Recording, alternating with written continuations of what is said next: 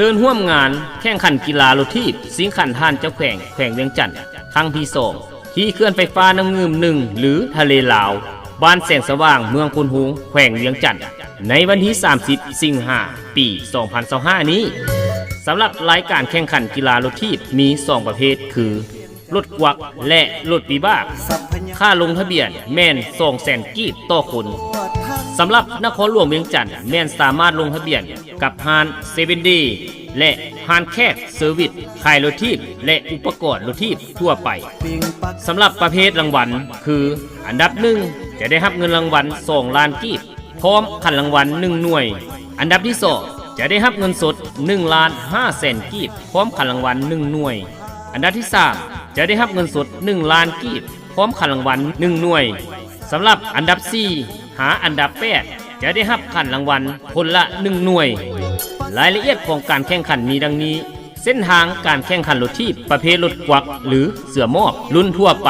จุดปล่อยแม้นอยู่ถึงสถานที่ท่องเที่ยวเขื่อนน้ำงืม1ขี่ขึ้นภูไปทางตลาดจะมีคณะกรรมการ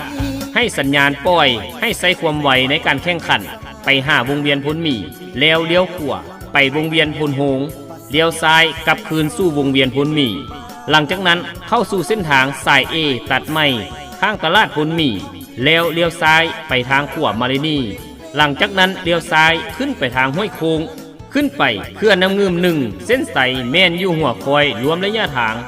57 กิโลเมตรส่วนประเภทรถวิบากหรือเสือภูเขาเส้นใสแม่นอยู่หัวคอยรวมระยะทาง40 กิโลเมตรอย่าลืมท่านใดสนใจเข้าร่วม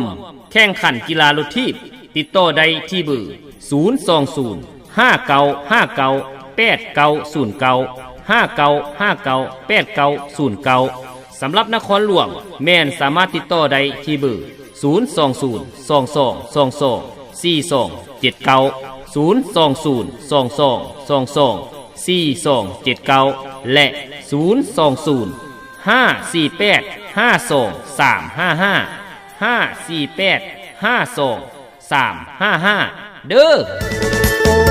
แขวงเวียงจันทน์ลือลั่นด้วยทรัพยากรทั่วทั้งดินดอนแสนสะอ่อนอุดมหัง